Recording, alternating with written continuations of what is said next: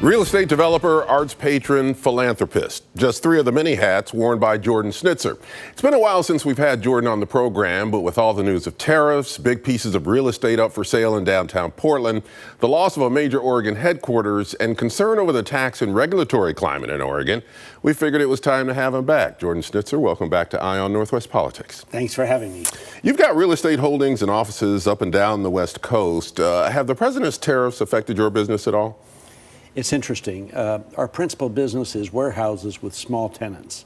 I started working at 14 as a janitor in King Tower Apartments, and my father always liked lots of tenants. I've grown up with that too. So we have 3,500 tenants in the 24 million feet of our warehouse asset class, whereas our bigger competitors like, 500,000 with Amazon. So we focus on small and regional businesses, which are the heart of any community. It's interesting. They've continued to be very successful as of this is Tuesday, we have a staff call every Tuesday. But I am so concerned and scared that in 60 or 90 days, we'll start having calls from those tenants saying, look, I don't know what to do. I can't afford the higher priced product, whether it's everything you can think of, clothes, food, tables, toys, lighting fixtures, everything they distribute. And we don't know if we can afford to pay the tariff and whether our customers will buy the product. Hasn't happened yet, and part of President Trump up and down on tariffs. What I've said for our business and every business, you need the consumer to feel confident so they can continue to buy the goods and services that our tenants and businesses provide. Yeah, that's why we hear the word uncertainty so much in relation to these tariffs. I mean, in terms of future planning. Right. So that really does factor into what your clients do. But so far, the economy in the Western United States has continued to be very strong, and we're lucky in that way, and basically across the country. Yeah, let's talk about that. The state's last quarterly revenue forecast indicates that we're generally in good shape here in Oregon, but it also says the effect of the president's policies on tariffs, immigration, federal expenditures could put that solid footing at risk. Do you agree with that? And what are your concerns along those areas? We've talked about terrorists, but immigration too. Sure. Well, I think there is an economist in this country that doesn't say that tariffs will increase the cost of products and basically be a tax to the consumer, whether it's strawberries, whether it's Barbie dolls, whether it's Nike shoes, clothes, whatever. On the other hand, well, I'm a Democrat. I'm fiscally conservative, socially tolerant. I'm someone who's a centrist. I basically hate the far right, hate the far left, respect their opinions, but I wish we had more of these centrists like Oregon's politicians used to be, like Hatfield and others. So I think the problem is that we can't continue having a huge foreign trade deficit. That's not healthy. So the president's not wrong trying to change that. I disagree with the methods he's taking trying to change that. We need to get more countries to buy more of our products, and we need to increase our production nationally of those products that can be affordably made in this country. You'll never make shoes or clothes. Vietnam's labor cost is $2. China's $6 an hour. United States is about $21, $22 an average. So there's certain things that we just can't afford to make here. But there's lots of higher tech things and higher value things we can, and we need to encourage foreign countries to buy more of that product. Dutch Bros Coffee. That's Oregon's second most valuable company behind Nike right now. They announced that they're moving their headquarters from Grants Pass, where it was founded, to just outside of Phoenix, Arizona.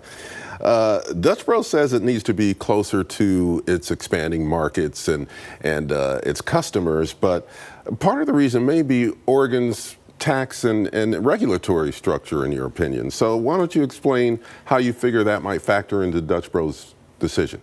Well, first of all, I think the Dutch brothers story is the American dream. The entrepreneurs, two brothers, no big business experience, came from moderate families, come up with an idea, it worked, they found a niche and filled it, and they managed to build it, now become a public company. They're a hero. They're an example of what's best about this country, where people can come up with a dream and a goal and try. Not every business is successful, but theirs was. Now the problem is, while they've said nice things about why they're moving, I don't think that's the real reason. The real reason is we have some of the highest tax rates in the country in Oregon, and especially in Multnomah County. Phoenix last year had 112,000 people move there because it's one of the most affordable places for business to operate. And this opens up the huge topic. We seem to have an attitude in this state, in this city, that business is bad. Okay, that business is negative. In the end, without businesses to employ people, we all wouldn't have jobs.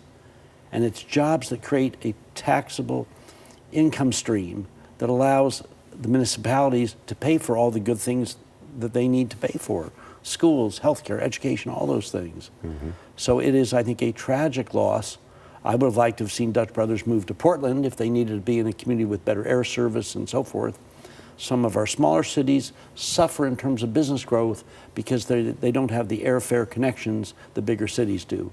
But Phoenix is an easy place to hire people. Right now, trying to get people to come to Portland and some places in Oregon is very hard. Business people don't want to come here because of the high tax rates. We've got the highest office vacancy rate in downtown Portland in the nation, at more than 30% now.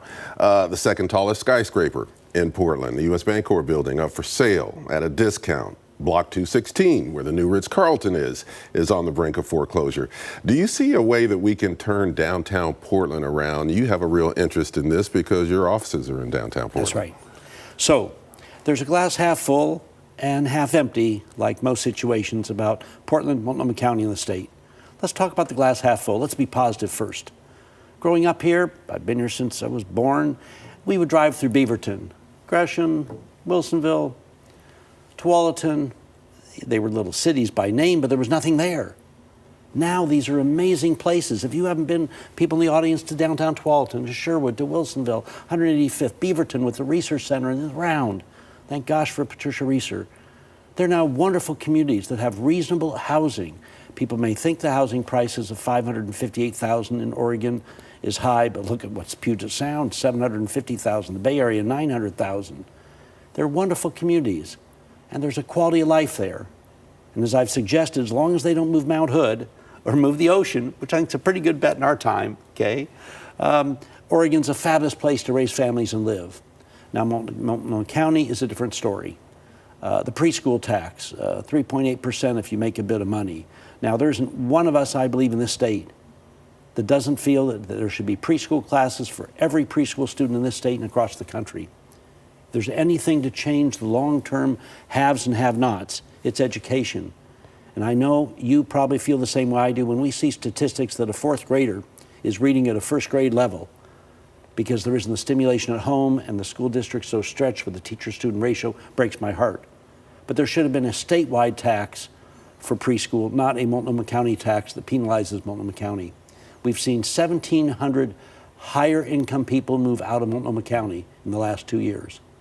Those people, the statistics show, have $9 billion of wealth that they were taxed on that now is gone. They've moved to Clackamas County, Lake Oswego's on fire, Clark County, some moved out of state. So back to the haves, the suburbs are fabulous, downtown is not. Now on the negative side, okay,